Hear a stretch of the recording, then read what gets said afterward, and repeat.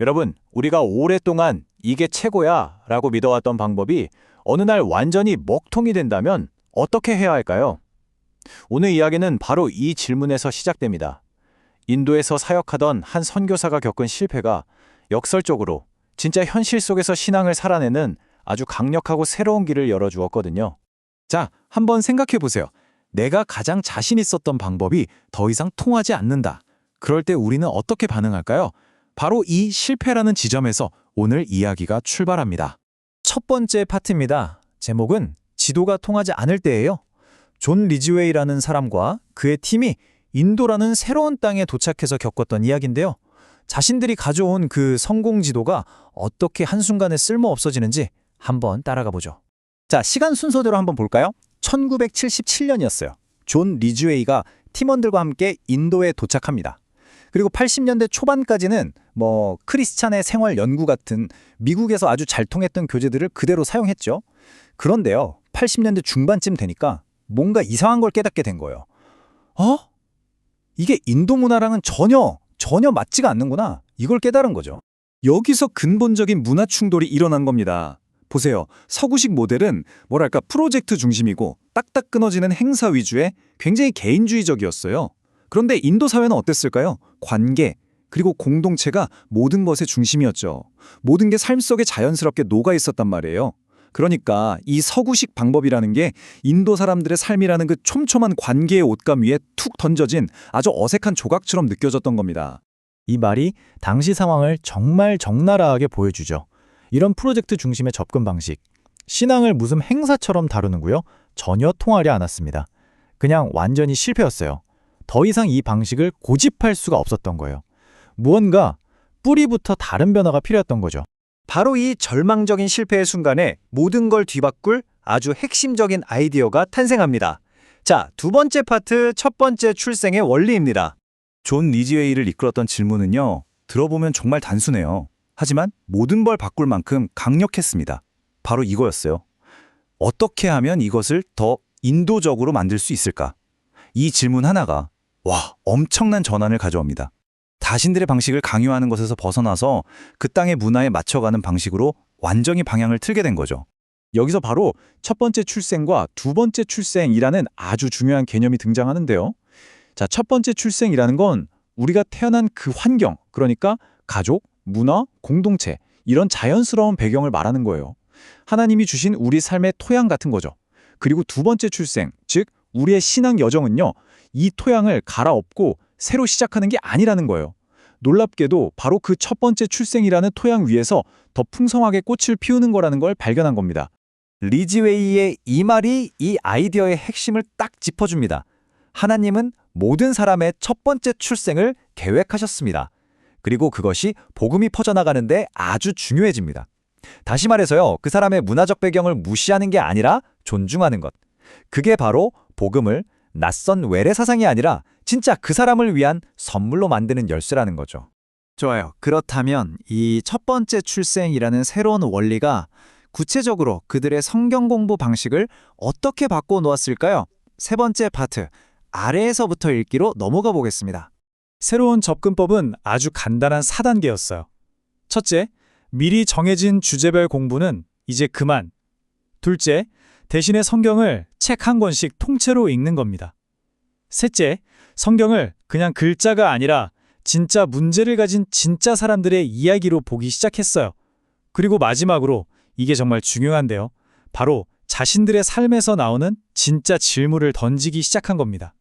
이렇게 하니까 어떤 변화가 일어났을까요? 성경이 더 이상 어렵고 딱딱한 종교 교과서가 아니게 된 거예요. 마치 거울처럼 그 안에서 자신들의 얼굴을 보게 된 거죠. 우리랑 똑같은 사람들의 삶을 하나님이 이렇게 다루셨구나.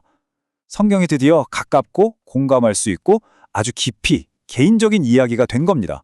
이 시도를 한번 보세요. 사도 바울의 여정이죠. 사람들이 이제 사도행전 같은 책을 읽을 때 이걸 그냥 어려운 신학책으로 보지 않게 된 거예요. 대신에 여러 다른 문화를 넘나들면서 현실적인 문제들과 부딪혔던 한 사람의 진짜 여정으로 읽기 시작한 거죠. 마치 자신들의 이야기처럼요. 자, 그럼 이 새로운 성경 읽기 지도를 가지고 인도의 일상 속으로 들어가 보면 아주 복잡하고 현실적인 문제들과 마주쳤을 때 과연 어떤 일이 일어났을까요? 네 번째 파트입니다. 신앙, 현실을 만나다. 이 새로운 방식으로 공동체가 씨름했던 첫 번째 실제 딜레마, 바로 우상에게 바쳐진 음식 문제였습니다. 아시겠지만 이건 인도 사회에서는 피할 수 없는 너무나 일상적인 문제였거든요. 이 문제를 놓고 사람들은 고린도전서 같은 책을 함께 읽었어요. 그리고 이건 되고 저건 안 돼 같은 단순한 규칙이 아니라 몇 가지 아주 중요한 원칙들을 발견해냅니다. 예를 들면 율법적인 지식도 중요하지만 그보다 사랑이 우선이라는 것, 그리고 나의 자유가 믿는 사람이든 믿지 않는 사람이든 다른 사람의 마음에 상처를 줘서는 안 된다는 거였죠. 결국 자유를 공동체의 유익을 위해서 사용해야 한다는 아주 섬세하면서도 깊이 있는 결론에 이르게 된 겁니다. 그들이 마주했던 두 번째 거대한 문화적 이슈, 바로 가족과 공동체 생활의 핵심이죠. 중매결혼 문제였습니다. 이 복잡한 주제에 대한 토론은요, 기록에 따르면 더 이상 논쟁거리가 아닐 때까지 계속해서 맴돌았다고 해요. 여기서 중요한 포인트가 있습니다. 이 방식이 언제나 정답은 이겁니다 하고 명쾌한 답을 주는 건 아니었다는 거예요. 그 대신에 성급하게 결론을 내리기보다는 공동체가 함께 이 얽힌 실타래를 풀어가듯이 계속 대화하고 고민하는 그 과정 자체를 더 소중하게 여기는 문화를 만들어낸 거죠. 그리고 세 번째 도전 과제, 이건 정말 그들의 신앙을 가장 현실적인 시험대에 올린 문제였는데요. 바로 일상에 너무나 만연해 있던 뇌물 문화였습니다. 이 문제 앞에서 한 팀원이 했던 고백이 모든 걸 말해줍니다. 내 문제는 성경에 있는 게 아닙니다. 내 문제는 바로 나 자신에게 있습니다. 자, 보세요. 이 접근법은 성경에서 그냥 하지 마라는 규칙을 찾는 걸 넘어서 정직이라는 문제 앞에서 씨름하고 있는 나 자신을 정면으로 마주하게 만든 거예요. 이것이야말로 진짜 개인의 변화를 끌어내는 이 방법의 힘이죠. 자, 그렇다면 이 모든 여정의 끝에서 우리가 발견할 수 있는 최종적인 교훈은 무엇일까요? 마지막 장입니다. 딱 맞는 복음. 궁극적인 결론은 이거였습니다.